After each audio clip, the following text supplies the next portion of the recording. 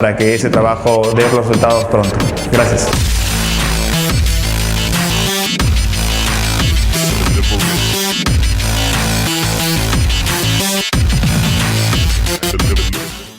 Hola, ¿qué tal?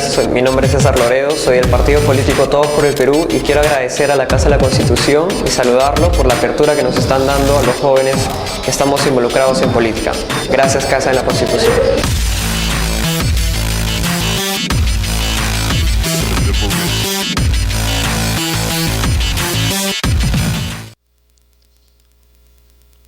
Muy buenas noches, bienvenidos nuevamente a esta su Casa de la Constitución. Mi nombre es Salvatore Trippi Rosell y le damos inicio a la semana con el programa Derecho y Sociedad.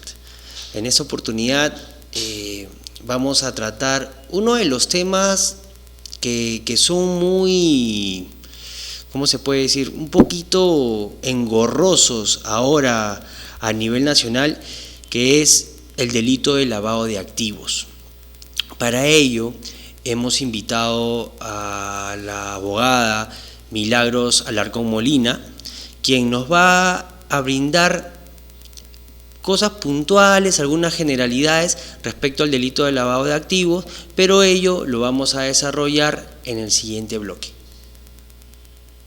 Tito Borea, un maestro al que reconocemos no solamente en el ámbito constitucional, jurídico, sino también en el ámbito político, con el cual hemos compartido muchos momentos hace muchos años, y que creo que tiene ese mensaje, esa intención, ese deseo a nivel nacional, como que lo viene haciendo, ya lo hicimos acá, hemos estado en Iquitos, vamos a estar en Arequipa, en Norte, porque la Casa de la Constitución es una oportunidad de tener gente joven, que asuma responsabilidades, es decir, es un poco el nombre con el cual, ese paraguas con el cual se quiere dar a entender que las leyes, los derechos, los deberes, que son transversales y verticales, o sea, que son iguales para todos. Todos los jueves de 8 a 9. La opinión de las y los jóvenes.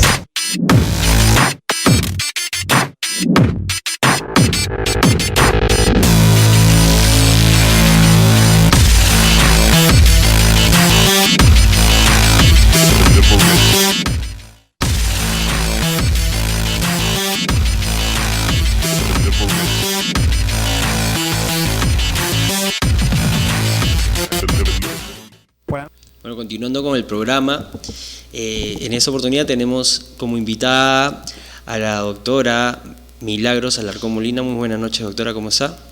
Buenas noches, Salvatore, muchas gracias por la invitación. Doctora, mire, ahora en las noticias se habla mucho sobre el tema del lavado de activos. Muchas personas no saben bien de qué trata este tipo penal.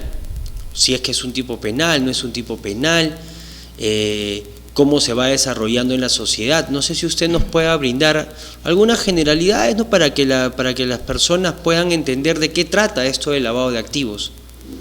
Bien, en efecto, el delito de lavado de activos es una actividad ilícita que actualmente se ha expandido no solamente a nivel nacional, sino a nivel internacional, mayormente por organizaciones criminales que utilizan diversos delitos para poder encubrir las ganancias o los efectos que se genera a raíz de este tipo de actividades ilícitas, como por ejemplo delitos de extorsión, minería ilegal, secuestro, robo.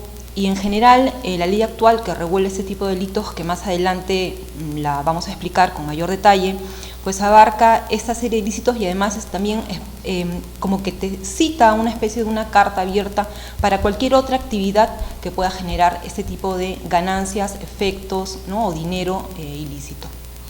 Ya, ahora, por ejemplo, tenemos en Trujillo, muchas veces se escucha a muchas personas que hablan sobre la delincuencia en la libertad, y hablan pues que muchas organizaciones criminales están extorsionando a los transportistas, extorsionando a las empresas, a los dueños de empresas de transporte para poder obtener un ingreso ilícito, y esto poderlo invertirlo, por ejemplo, ¿en qué podría ser? O sea, porque normalmente se está dando mucho en Trujillo. O sea, ¿cómo lo ve usted allá ese tema?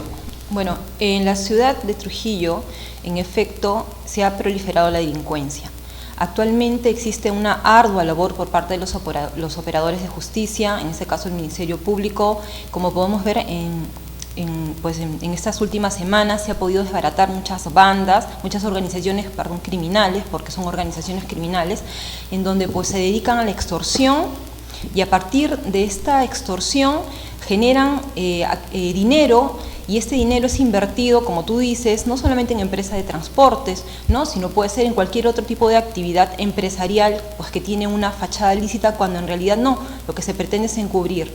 Pero si vamos más allá, yo quisiera precisar que esta actividad de lo que significa el lavado de activos se encuentra ya regulado por nuestro ordenamiento jurídico, inicialmente mediante el decreto legislativo 27765 y posteriormente con el decreto legislativo 1106 se ha modificado, se ha ampliado el contexto de la lucha, en especial con el delito de lavado de activos.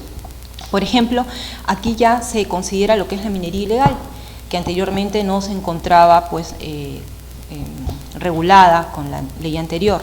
Entonces, todas aquellas actividades que se llevan a cabo a partir de la minería ilegal como delito previo, secuestro, extorsión y etc. delitos, pues también son consideradas como una actividad que genera lavado de activos.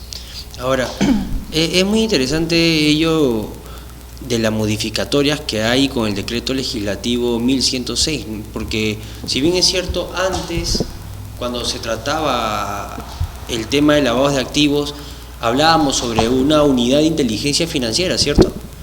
La unidad de inteligencia financiera es un organismo del Estado que depende del Ministerio de Economía, que se dedica especialmente a informar a los operadores de justicia, en este caso el Ministerio Público, de la existencia de operaciones sospechosas o inusuales.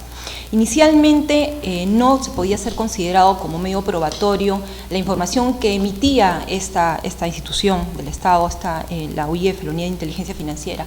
Posteriormente, ahora pues sí puede tener un valor probatorio en juicio y dentro de lo que es una investigación preparatoria con el nuevo código. En este caso específicamente lo que se emiten son notas de inteligencia. Estas notas de inteligencia no son suscritas por algún funcionario de la Unidad de Inteligencia Financiera. Sin embargo, si al llegar a manos del fiscal, el fiscal puede determinar que efectivamente existen indicios fehacientes de que la información que emite la UIF es una información exacta y fidedigna, solicita ya un informe más completo, en donde sí lleva firma de funcionario público, y este informe puede ser incorporado al proceso y finalmente puede servir para acreditar actividades ilícitas referentes al delito de lavado de activos. Es decir, esta última norma, la 1106, es una mejor herramienta para luchar contra la criminalidad organizada respecto al lavado de activos. Totalmente de acuerdo. Ya. Y muy aparte de eso, ahora que se está involucrando bastante también el tema de la minería ilegal, bueno, con esta nueva norma, ¿cuál es su opinión al respecto? O sea, estamos hablando que la minería ilegal ahora está generando muchos, se podría decir, beneficios económicos a la delincuencia. La minería ilegal es un delito grave que realmente trastoca la economía nacional. En realidad, en el curso del desarrollo de este delito, no solamente se vulnera lo que es la economía, sino se produce, por ejemplo, el delito de trata de personas, también se produce, por ejemplo, daño al medio ambiente, un delito para el medio ambiente. Entonces, existe una serie de situaciones que se generan a partir de la comisión del delito de minería ilegal. El Estado ha establecido una política de lucha frontal contra la minería ilegal. Se generan periódicamente operativos al interior del país a fin de poder desbaratar estas actividades que se llevan a cabo y que muchas veces traen consigo, por ejemplo, tala, ¿no? En la selva, por ejemplo, se puede ver a través de los medios de comunicación, ¿no?, muchos reportajes en donde se ha podido mostrar a la población este tipo de actividades ilícitas. Sí, muchas veces esto genera también atentados contra las personas que viven en la zona, pues, ¿no? Porque son ellos los que están en contra de la destrucción de su ecosistema, de su medio ambiente, de su localidad donde ellos están viviendo. pero fuera de todo tenemos herramientas para poder realizar esa lucha. Ahora, si bien es cierto, ya sabemos que existen normas específicas para poder luchar contra el lavado de activos. Ahora, ¿el lavado de activos puede provenir de cualquier tipo de delito? La ley 1106 especifica cuáles son los delitos que pueden ser considerados como delitos previos, ¿no?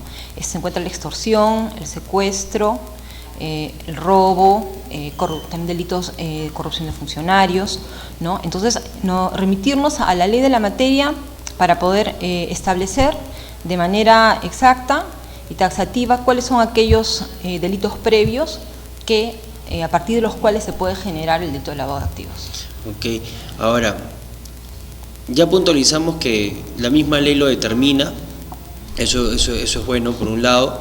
Ahora lo que sí quisiera es poder tener casos prácticos respecto al lavado de activos para que las personas puedan entender no solamente el tema de que existe una normatividad pendiente, una normatividad específica para poder luchar contra el lavado de activos, sino también que las personas puedan entender a través de ejemplos, a través de casos prácticos, cómo se va desarrollando el lavado de activos y cuándo estamos frente al lavado de activos. Pero todo ello lo vamos a desarrollar luego en el siguiente bloque.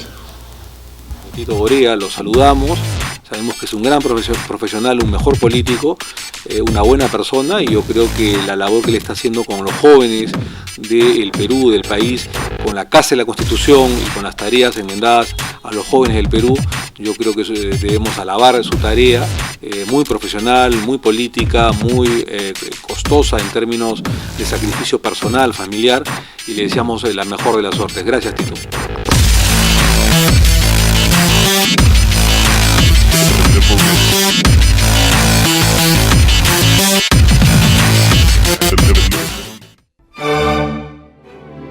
Opinión libre, todos los lunes a las 6 de la tarde. Nuestro nuevo segmento, Termómetro Legislativo. Las noticias políticas de la semana.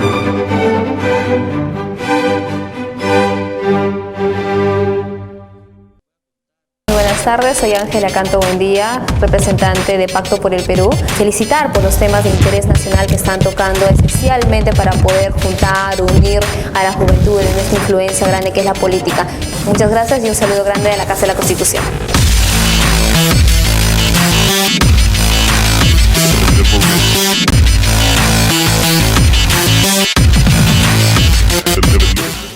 Hola, mi nombre es Marco Ramírez, presidente de Ashanti Perú, la red peruana de jóvenes afrodescendientes. Quiero mandar un saludo a la Casa de la Constitución Televisión. Creo que es un espacio muy interesante que está generando la reflexión de la democracia a partir de los jóvenes en el Perú. Un saludo y que sigan los éxitos.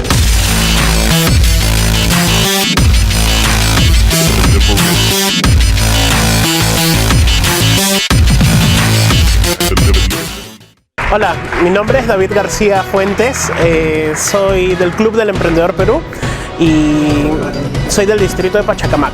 Muchos éxitos, Casa de la Constitución.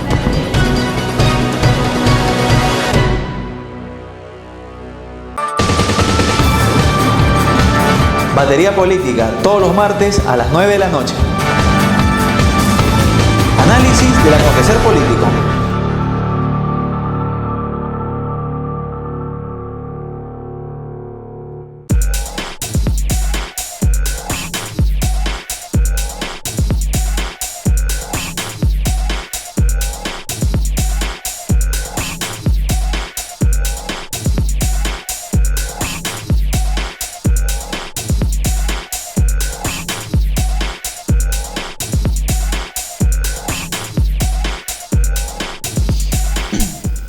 Bueno, continuando con el programa, hace un momento la doctora Milagros nos comentaba acerca de la normatividad, nos comentaba acerca de cuál es la función que realiza la UIF, que es la Unidad de Inteligencia Financiera, y que antiguamente los informes que emitían no eran tomados pues se podría decir como un medio de prueba, un elemento para poder acreditar la responsabilidad de una persona.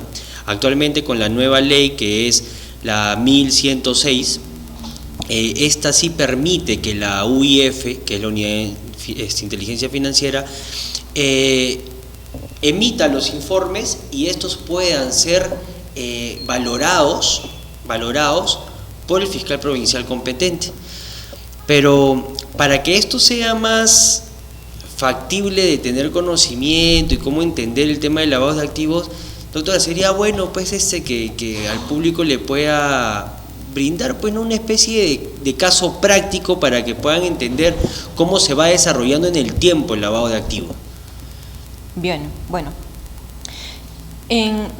Antes de poder explicar de manera sencilla a nuestros televidentes para que puedan apreciar, digamos, cómo es que se lleva a cabo, cómo se materializa en la práctica el delito de lavado de activos, es necesario señalar que en la ley existen 3 situaciones en donde se da la configuración del delito de lavado de activos.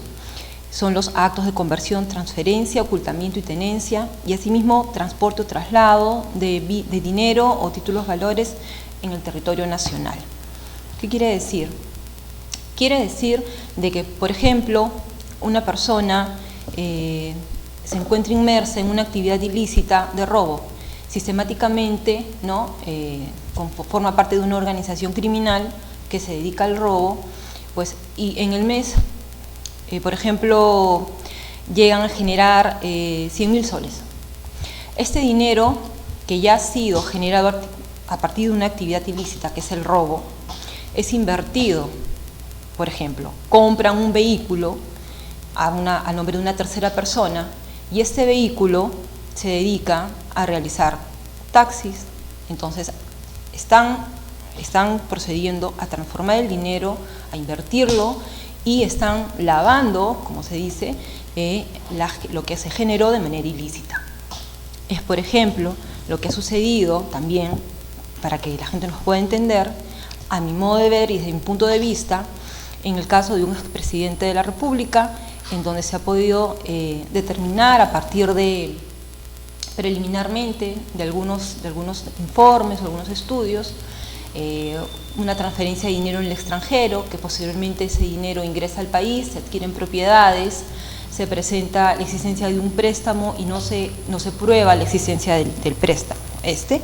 Entonces, allí, por ejemplo, podemos apreciar de que el círculo de lo que significa la conversión, la transferencia, el ocultamiento y la tenencia de los bienes, dinero, efectos o ganancias que proceden de la actividad ilícita de lavado de activos se ha configurado. Entonces, podemos hablar realmente de que en este caso, presumiblemente podría existir la comisión del delito de lavado de activos. Ahora, para ver, ¿y cómo podemos nosotros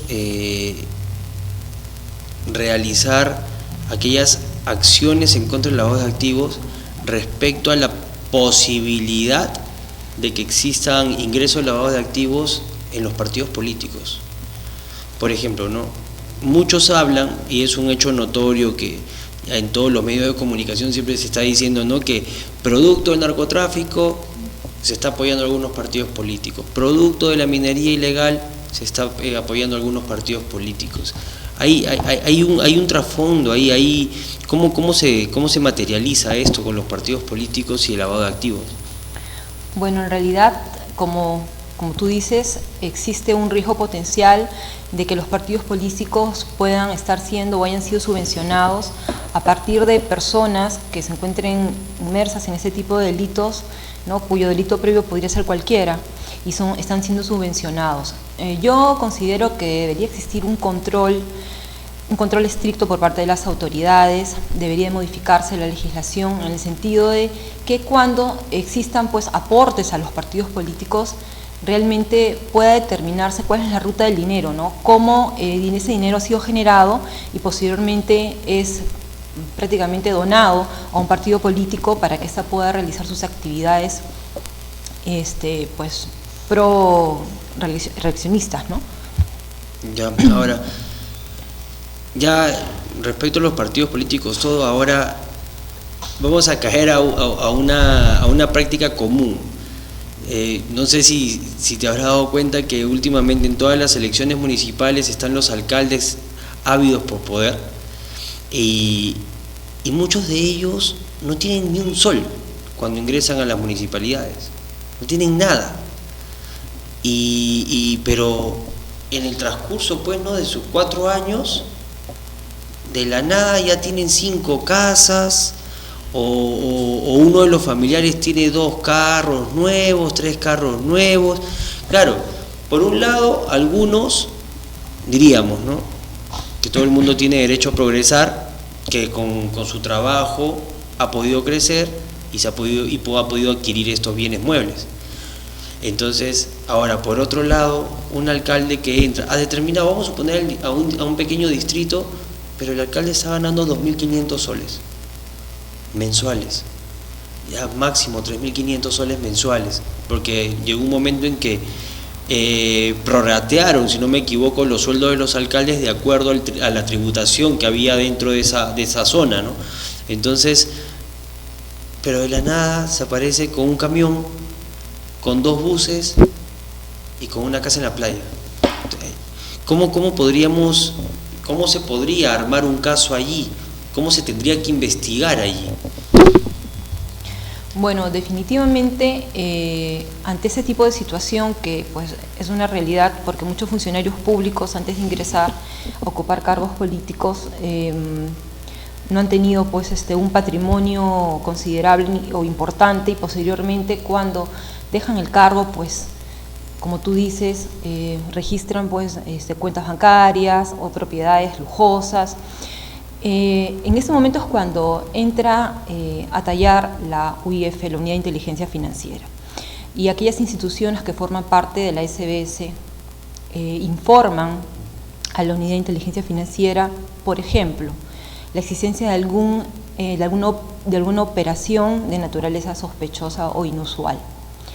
Si es que el funcionario público ha realizado depósitos mensuales de $5.000, pero sin embargo, posteriormente con el paso del tiempo, ¿no?, empieza a hacer depósitos bancarios de $30.000 o de $15.000, eso es considerado como una operación sospechosa o inusual. Esa situación es comunicada a la UIF, y la UIF hace un informe que es emitido al Ministerio Público, a partir del cual se inicia ya una investigación fiscal formal. En esta situación es que se inicia un proceso de investigación. En el transcurso del proceso de investigación se debe de solicitar, y es que lo solicita el fiscal, el levantamiento del secreto bancario, y se procede a hacer una investigación respecto para determinar la ruta del dinero, ¿no? Ese dinero, cuál es su procedencia, de dónde proviene, si es que proviene de alguna actividad empresarial, si es que ha sido alguna transferencia, si es que existe algún contrato. Entonces, todo ese dinero que está siendo generado en un tiempo determinado, se le tiene que hacer un seguimiento y tiene que existir una prueba o un documento o un elemento objetivo que pruebe la naturaleza de esa suma de dinero que está ingresando al patrimonio de este funcionario público, ¿no? Y bueno, y finalmente establecer las declaraciones juradas que ellos emiten con el patrimonio inicial que tuvieron cuando ingresaron pues a este cargo político, ¿no? Si no existe una proporcionalidad entre, digamos, el patrimonio inicial que presentaron ellos antes de ingresar al cargo con el patrimonio tan importante que tienen cuando terminan de ocupar ese cargo político, definitivamente existen pues acá elementos o indicios que podrían presumirse que en realidad esta persona pues se ha enriquecido y que también se encontraría lavando dinero, porque ese dinero tiene que ser invertido y tiene pues que llegarse a materializar las fases de lo que significa el delito de lavado de activos y ingresar ese dinero ilícito en el circuito económico para que pueda configurarse este ilícito penal. Ya. Ahora, ¿existe una Procuraduría especializada en lavado de activos?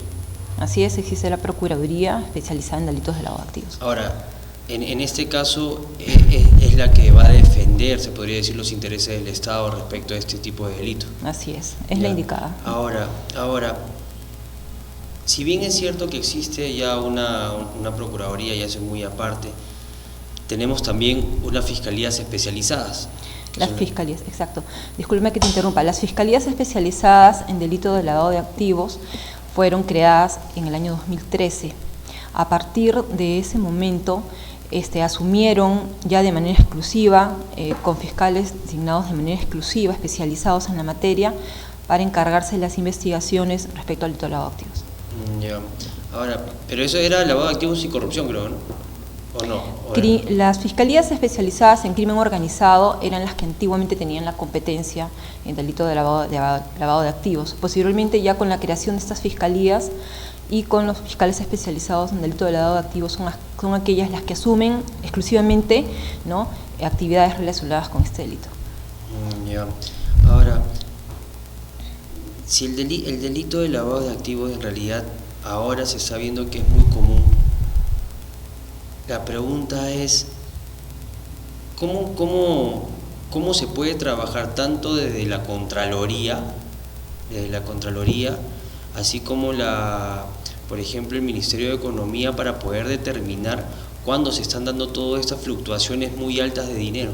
O sea, ¿cómo lo podríamos ver muy aparte? O sea, sabemos muy bien que está la UIF, ¿no?, que es la Unidad de Inteligencia Financiera, pero ¿cómo se ve? O sea, ¿hay software especiales? Usted que ha sido ex fiscal. Bueno, en realidad lo que te puedo decir desde mi experiencia y el conocimiento actual que tengo es que actualmente se están realizando políticas de prevención por parte del Ministerio Público y la Policía Nacional. Esto es, se llevan a cabo operativos en el territorio nacional, tanto en el aeropuerto nacional como en las carreteras. Se monta un operativo en donde se puede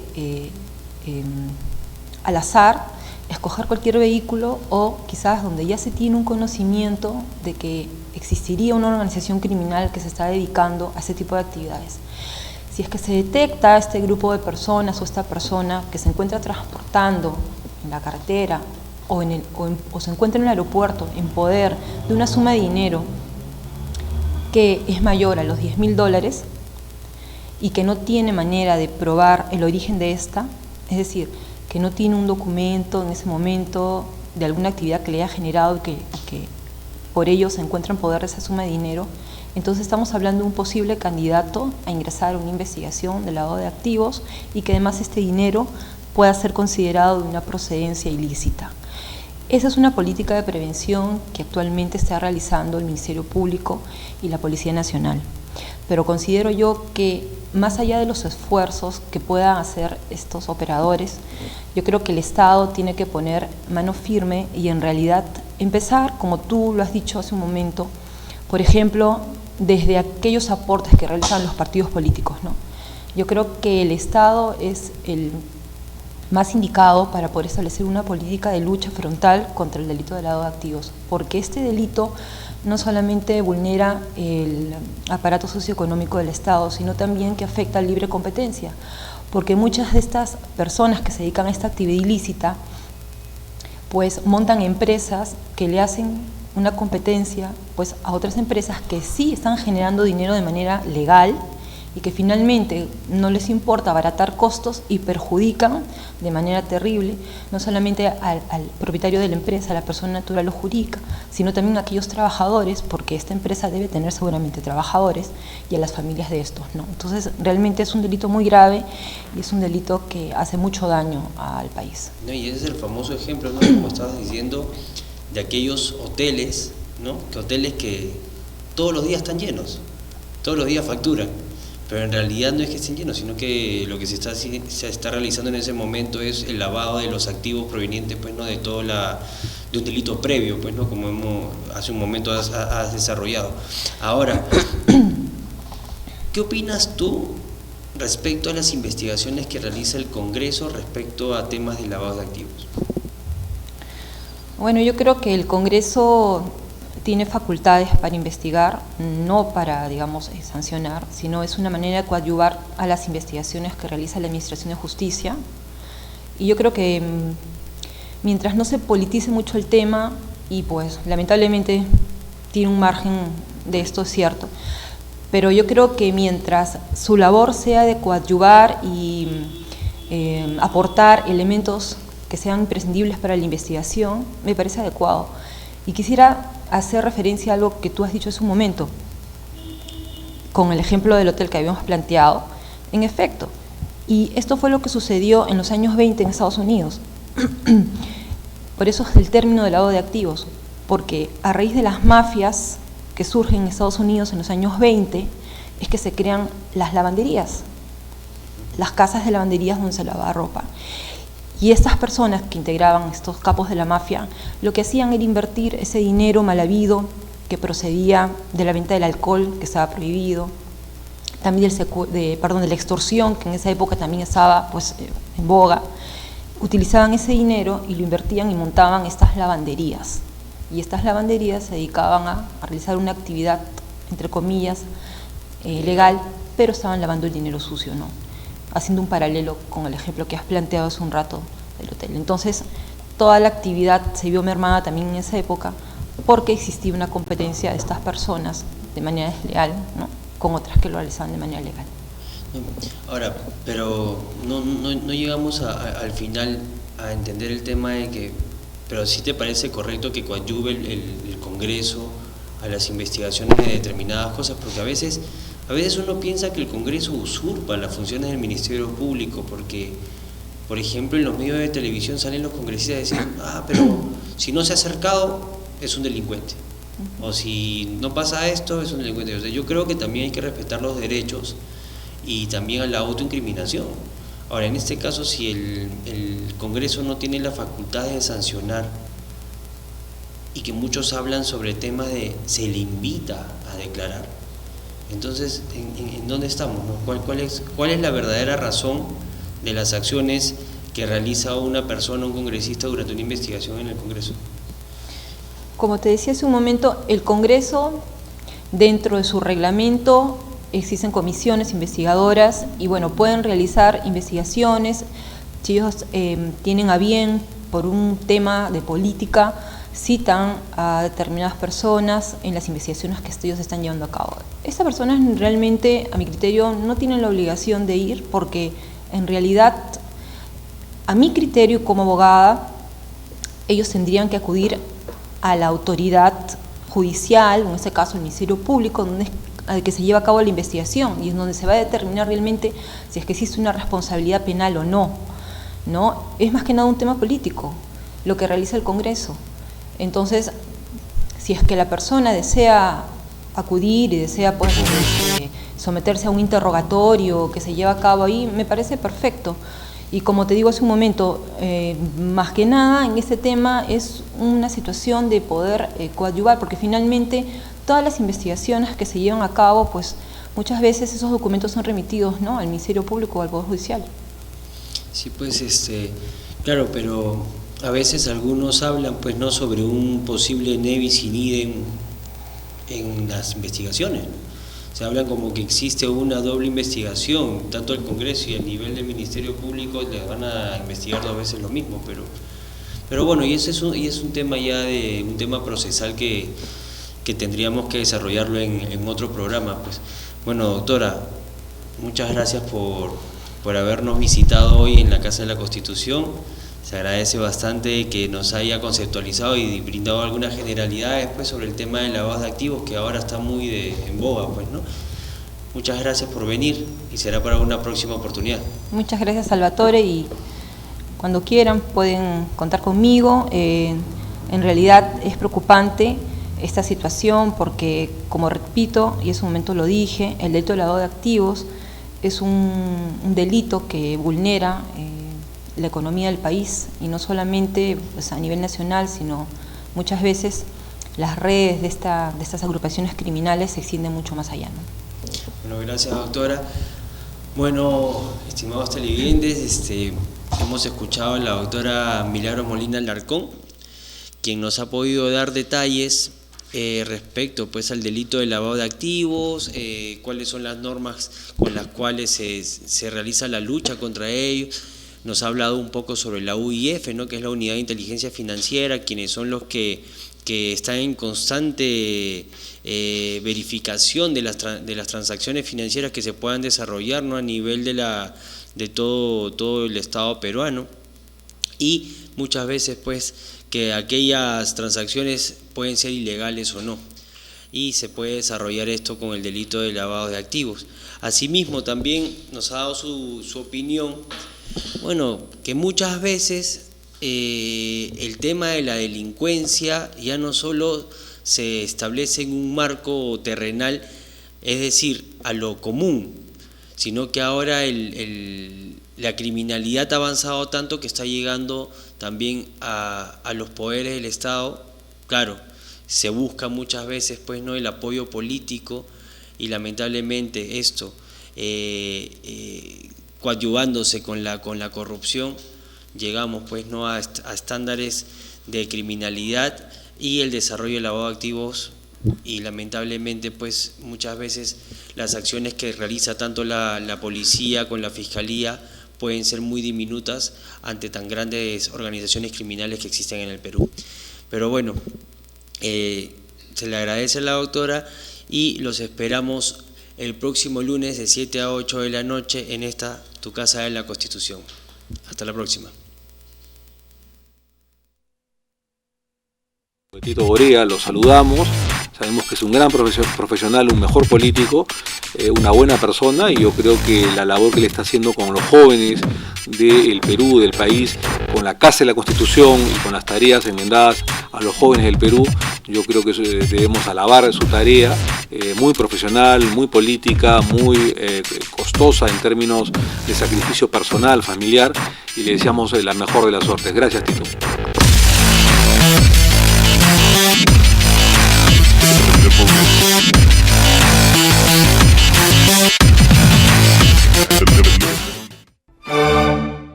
Opinión libre, todos los lunes a las 6 de la tarde. Nuestro nuevo segmento Termómetro Legislativo. Las noticias